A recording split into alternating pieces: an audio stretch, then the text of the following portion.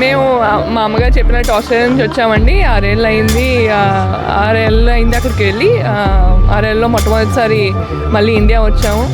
మా పెద్దనాన్న అమ్మక్క వాళ్ళ ఇంట్లో దిగామండి. ముక్కామల నుంచి వచ్చాము ఇక్కడికి.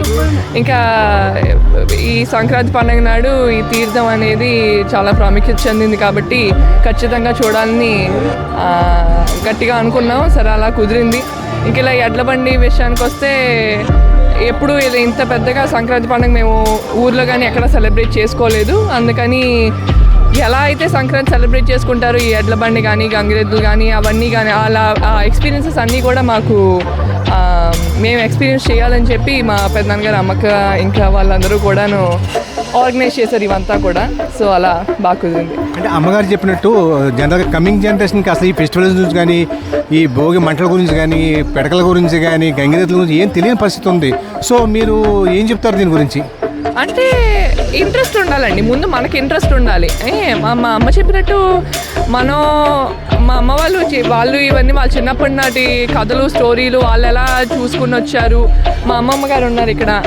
ఇంకా ఆవిడ పాస్ ఆన్ చేసిన ఇన్ఫర్మేషన్ అదంతా కూడా వాళ్ళు చెప్పడం ద్వారా మాకు తెలిసింది. అది కాకుండా మాకు ఇంట్రెస్ట్ ఉంది కాబట్టి ఇదేమిటి అని ప్రతి సిచ్యువేషన్ ప్రతి పండుగని కూడా మేము ఇంకా డీటెయిల్గా తెలుసుకోవడానికి ప్రయత్నం చేస్తున్నాం అనమాట. ఎలా ఉంది ఈ ఫీలింగ్? ఎలా ఉంది ప్రభల తీర్థం ఫీలింగ్? ఎట్లా ఉంది? చాలా బాగుందండి. వస్తూ కూడాను మేము ఫస్ట్లో అయితే ముక్కామల శివాలయంలో ధూపదర్శనం కూడా చేసుకున్నాము. చాలా బాగుంది అసలు. ఎక్స్పీరియన్స్ అయితే చాలా వర్ణాతీతం. జనరల్గా కార్ మీద రావచ్చు, బండి మీద రావచ్చు, ఎడ్ల బండి మీద వచ్చారండి అని చెప్పాను కదండి. ఎడ్ల బండి అంటే అచ్చు తెలుగు ఫెస్టివల్ సెలబ్రేషన్స్ ఎలా ఉండాలో అలా చేయించుకుందామని ఆ ఎక్స్పీరియన్స్ మేము పొందాలని చెప్పి మా పెద్దనాన్న గారు కానీ మా అమ్మగారు కానీ వీళ్ళందరూ కూడా ఆర్గనైజ్ చేశారు. అలా కుదిరింది. హరిప్రియ. ఆస్ట్రేలియా నుంచి వచ్చామండి. తెలుగునాటి పెద్ద పండుగ చూడడం కోసం మా అక్కగారి ఇంటికి వచ్చాము. మా అక్క బావగారి ఇంటికి మేము మా పెద్దమ్మాయి, మా అమ్మగారు, మా చిన్నమ్మాయి ఈ పండుగ చూడడం కోసం ప్రభల తీర్థం కోసం చాలా ప్రాముఖ్యత పొందింది కాబట్టి ఈ తీర్థాన్ని చూడడానికి మేము మొదటిసారి వచ్చి చూస్తున్నాము. ముక్కామల నుంచి వచ్చాము. మా బావగారు ముక్కామలు ఉంటారు.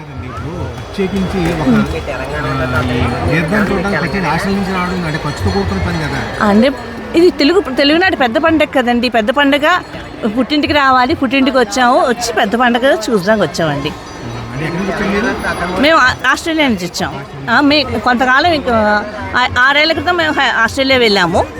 ఇది మొదటిసారి రావడం ఆస్ట్రేలియా నుంచి. ఇప్పుడు ఫస్ట్ టైం వచ్చి పెద్ద పండుగ చూడడానికి వచ్చాం. నేటివ్ ప్లేస్ భీమవరం అండి. ఇవన్నీ చాలా చాలా బాగున్నాయండి. చాలా అద్భుతంగా ఉన్నాయి. ఆహ్లాదకరంగా ఉంది వాతావరణం. మన సొంత గడ్డకు వచ్చిన ఆనందం చాలా వర్ణాతీతమైనది. అంటే మీ తరం వేరు, వీళ్ళ తరం వేరు. సో రేపు పొద్దున కమింగ్ జనరేషన్కి మనం ఇటువంటి ఫెస్టివల్స్ గురించి చెప్పాల్సిన అవసరం ఖచ్చితంగా ఉందండి. ఖచ్చితంగా మనం పాటించాలి. మన సంప్రదాయాన్ని ఆచారాన్ని పాటించాలి. అలాగే మనం ముందు తరానికి కూడా ప్రోత్సహించాలండి. వాళ్ళు పాటించేలా ప్రోత్సహించాలి. దానికి మన ఇంట్లో మనం పాటిస్తూ పిల్లలకు కూడా మనం పాటిస్తుంటే వాళ్ళు మనని చూసి నేర్చుకుంటారు కాబట్టి అదే చేస్తున్నామండి. నా పేరు సత్య అని.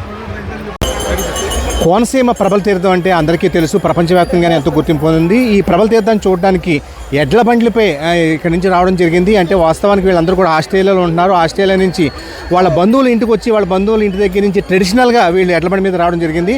ఈ ఎడ్ల మీద రావడం అనేది వాళ్ళకి ఎటువంటి అనుభూతిని ఇచ్చింది అనేది మన దగ్గర అడిగి తెలుసుకునే ప్రయత్నం చేద్దాం. చెప్పమ్మా, అంటే ఈ ప్రభల తీర్థానికి ఎలా వచ్చారు, ఏంటి అసలు? అంటే మేము ఆస్ట్రేలియా నుంచి వచ్చిన తర్వాత ప్రభల తీర్థం గురించి చాలా విన్నామండి. మా పక్క చుట్టాలు అందరూ బాగా చెప్పారనమాట. ప్రభల తీర్థం చాలా బాగుంటుంది, వెళ్ళాలని చెప్పి.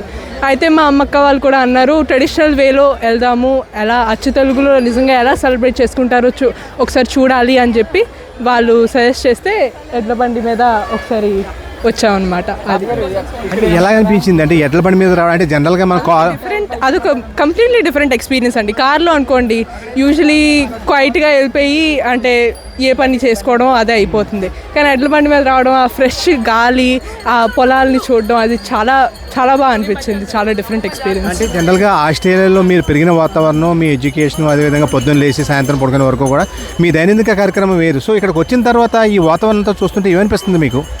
నాకు పర్సనలీ నేను చాలా హ్యాపీగా ఉన్నానండి. అంటే నేను ఎప్పుడు ఇండియానే నా మాతృభూమి, ఎప్పుడు ఇండియాని చాలా మిస్ అవుతూ ఉండేదాన్ని. సో ఇక్కడికి రావడం, ఇక్కడికి వచ్చి పండగని సెలబ్రేట్ చేసుకోవడం, అది నిజంగా నాకు చాలా ఆనందంగా అనిపిస్తుంది ఇప్పుడు. అంటే జనరల్గా గతంతో పోల్చి చూసుకుంటే కమింగ్ జనరేషన్కి మన ట్రెడిషన్ పట్ల మీద కానీ, అదేవిధంగా మన ఆలయాలు అవనివ్వండి, మన మిగతా కార్యక్రమాల పట్ల సరైన అవగాహన ఉండలేదు. వాళ్ళు రాను కనుమరుగు అయిపోతున్నాయి. దీని గురించి మీరు ఏం చెప్తారు? మా అక్క చెప్పిందండి ఇందాక, ఇంట్రెస్ట్ ఉండాలి దేనికైనా అని చెప్పి. ఒకరి మీద ఫోర్స్ చేయలేవు ఏదీని, ఒకరికి నేర్పించగలం, చెప్పగలం, కానీ అది వాళ్ళు తీసుకుంటారా లేదా అనేది వాళ్ళ దగ్గర వరకు, వాళ్ళ విషయం అది. సో నేనైతే ఇంట్రెస్ట్ ఉండాలి అండ్ మన దేశం, మన ఆనవాయితీ, మన ట్రెడిషన్ అని అది కట్టుబడి ఉండాలని చెప్పి లోపల నుంచి ఒక ఫీల్ రావాలండి. అది వస్తే కానీ ఆ ట్రెడిషన్ని ఫాలో అవ్వలేము, ఏం చేయలేము. సో అంటే ఒక యువతగా, అంటే ఒక యూత్గా మీరు కమింగ్ జనరేషన్కి ఏమైనా మెసేజ్ ఏమైనా చెప్పగలుగుతారా? అంటే మీరు ఏం చేయాలి? అన్నిట్లోనూ పాల్గొనండి. మీకేమి అంటే ట్రై చేస్తే కానీ మీకు ఏమి ఇష్టమో ఏమి ఇష్టం లేదో తెలియదు. సో ట్రై చేసి ఆ ఎక్స్పీరియన్స్ బాగుంటుందా లేదా అనేది తెలియదు, కానీ మెమరీగా అయితే ఉంటుంది. అది మీరు మీ ఫ్యూచర్ జనరేషన్కి చెప్పుకోవచ్చు అండ్ అదొక memory, just long lasting memory కింద ఉంటుంది అంతే. మీ పేరు?